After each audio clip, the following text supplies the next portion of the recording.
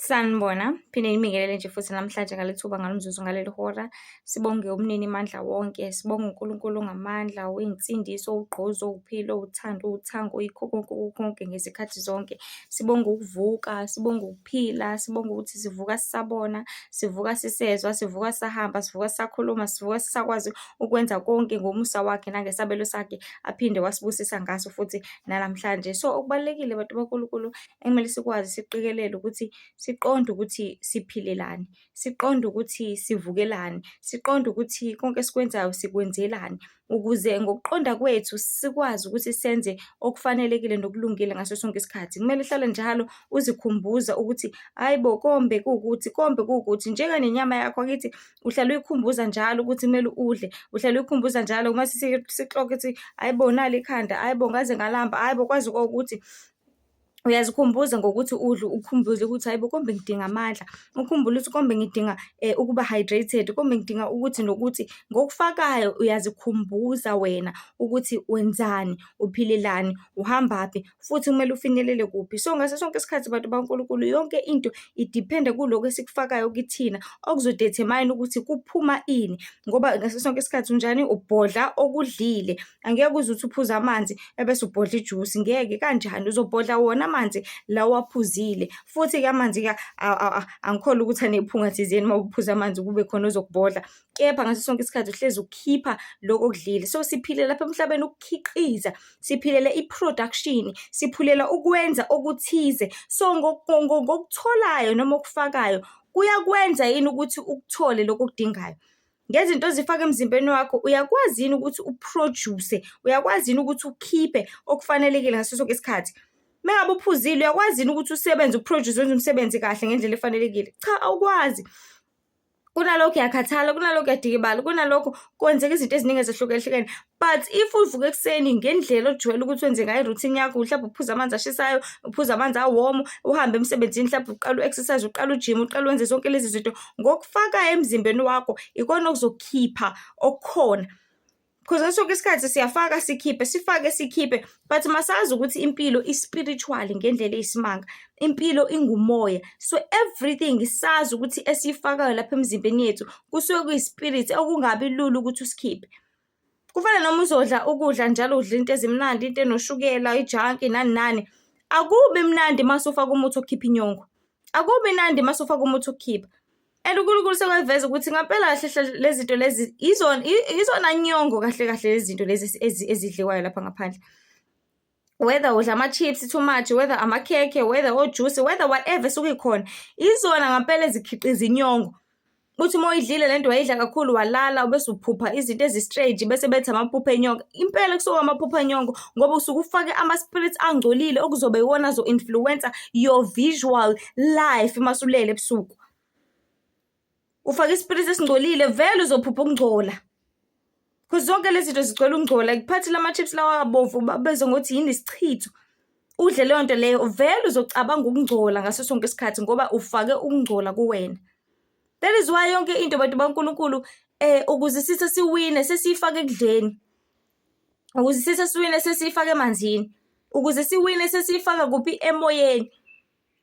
Ngoba zonke lezi zinto siyazi ukuthi siyayidinga, siyakudinga ukudla, siyawadinga amanzi, siyakudinga umoya, siyakudinga ukuphila, siyakudinga konke ngaso sonke isikhathi. So ngiyakhumbula nje ngibona uNkulunkulu engibonisa isibonakaliso ukuthi ukufa sekufaka ngisho kwiklabishi bantu baNkulunkulu, kufaka ngisho kubhanana, kufaka uyona yonke into. So akukho ngathi hayi lokho ngconyane, lokho right ngakudla lokho, yonke into ingcolile i-contaminated. But into ebalekile ukuthi thina sifune uNkulunkulu, sikhale kuNkulunkulu, uyena okwazi ukuthi uma uyithintile leyo nto wayikhulekela uqalekise konke kuba bengizoba ukufa empilweni yakho, uqalekise konke upoison obuzokubulala ngaleyo into leyo, ukwazi ukuthi kube ukuphila ngoba uyakuthanda, ngoba uyaku-enjoy, ngoba le nto le ikwenza ukuthi uphile ube na something ezokumotivate ngempilo ukuthi ukwazi ukuthi uyiqhube. Because ziningi izinkinga nezistress ezingenza ukuthi umuntu afune ukushesha give up, kanti cha azizele ukuzo-give up la sizosebenza. So kukona konke bantu baNkulunkulu azi ukuthi konke njalo okufaka kuwe uzokhipha kona, because life is about production, life is about production. Angiphathi umuntu mengabe ebukade edla noma kade ephuza utshwala akuve enombhodlo onuka kabi. Life is about i-production. So whatever uzoyifaka kuwe, leso spirit esingcolile mhlawumbe ngalowo mculo olalelayo, ngaleyo mamuvi owabukayo, busy bathuka iy'nhlamba benze zonke lezi zinto, nawe uzokhipha lokho. Ubona umuntu ohlezi ebuka amamuvi oko-America cause bahlezi besebenzisa le F word, nawe uthi uyamthola usuyayisebenzisa. Uthi uyamthola usephosta ngakho, uthi uyamthola because yonke into oyikhiqizayo into oyifakile kuwena. Yonke into oyivezayo into eyamukelile cause ngokwenzayo into oyamukelayo. Ngaleyo movie eyibukayo uyakwamukela konke ngokwayo. Ibhale ukuthi PG-18. Ibhale bonke amalokhunjana, ibhale u-L, ibhale u-S, ibhale ubani u-V no-L nobani, zonke lezi zinto.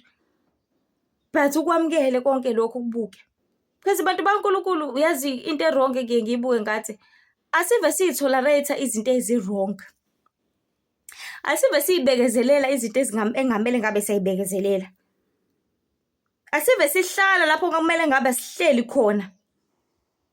Angazi ukuthi kungani ngaso sonke isikhathi sihlezi sifuna ukuthi okobumnyama sikuvumele, ingoba sizalele kukho, ingoba sijwayele kona, ingoba usizi liyaziwa, ingoba indlala ijwayelekile, ingoba kodwa at the end of the day deep down sonke sifuna okwaphezulu, sonke sifuna okukhulu, konke sonke silangazelela okukhulu ungaphezulu kwakho konke lokho esinakho, kwakho konke lokho esikubonayo, kwakho konke lokho okwenzakalayo.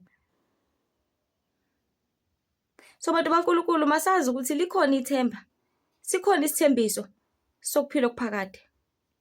Likhona ithemba, sikhona isithembiso sokuphila okuphakade. Esho njalo nje incwadi esambulo engathanda ukuthi sifunde, engamele sikhohle ukuthi sikhona isithembiso konke lokwalapha emhlabeni kuncane, akukho. Washo njalo nje uKristu ukuthi yazi kahle kahle konke okwala emhlabeni kuyikhopi yokwasezulwini. Ngeke ngithi nje mangidla into engiyithandayo ubhanana, ngithi uma umnandi kanje lo bhanana imejula sezulwini ukuthi unjani. Because okwala emhlabeni kuyikhopi nje kuphela kokwasezulwini.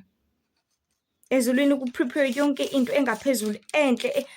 Angazi ngachaza ngithini bantu baNkulunkulu, angazi. Sambulo chapter 21. Izulu elisha nomhlaba omusha. Ngase ngibona izulu elisha nomhlaba omusha ngokuba izulu lokuqala nomhlaba wokuqala kudlulile nolwandle alusekho. Ngabona umuzi ongcwele iJerusalema elisha wehla uvela ezulwini kuNkulunkulu olungisiwe njengomlobokazi ohlotshiselwe umyeni wakhe.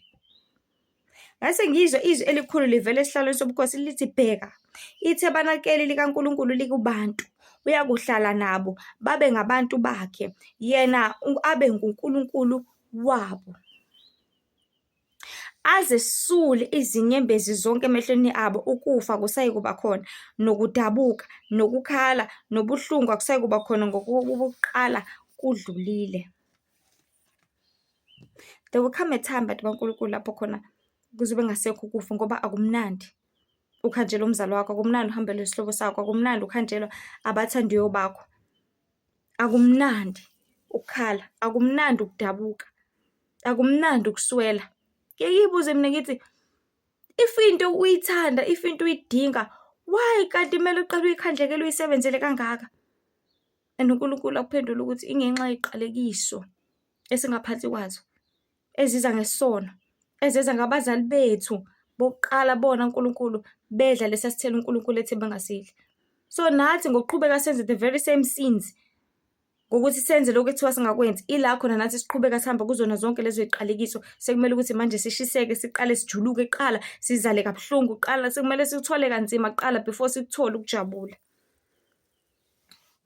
Sekumele uqale ushiseke kuqala, kumele uqale ushiswe ilanga kuqala, uqale unethwe imvula kuqala, kwenzeke ukubi kuqala before ukwazi ukuthi ukuthole, kodwa hayi ukuthi ngeke uzukuthola uzukuthola. So bantu baNkulunkulu, zazi ukuthi uphilelani, zazi ukuthi uvukelani, zazi ukuthi udlalela ukwenzani, zazi ukuthi impilo yakho imephi, uzophelelaphi futhi ngelinye ilanga. Kusona namhlanje umnyalezo omfishane ezinkulu ezimnandi izindaba zombuso wezulu zithi bantu phendukani, ngoba umbuso wezulu ususondele, ihlengo nesinde sinibhabhadiswe ngokuphela kwezinto zonke sekufikile, kanti ukufa kuseduzane kakhulu. Ungakuphucaleli ithuba lokuthi ukwazi ukuthi usindise, ukwazi ukuthi uhlengwe, ukwazi ukuthi ufumane ukuphila okuphakade, because sonke siyakudinga, sonke siyakulangazelela, sonke futhi siyakuthanda. Ezinye iy'nkundla zokuxhumana zikhona ku-TikTok Lihle Ithemba, Facebook Lihle Ithemba Mzobe, YouTube Lihle Ithemba, Instagram Lihle Ithemba with I Mzobe. Nkosi ibe nani, niphenduke nibhabhadiswe ngoba ikona okusemqoka. uJesu uyabuya uzolanda ibandla lakhe mawungasali, mangabikho esalayo mhla bebiza abangcwele, mhla inkosi ihambayo mangabikho esalayo. Khumbula uNkulunkulu uyazonda isono, uNkulunkulu uyabuthanda ubungcwele. Amen.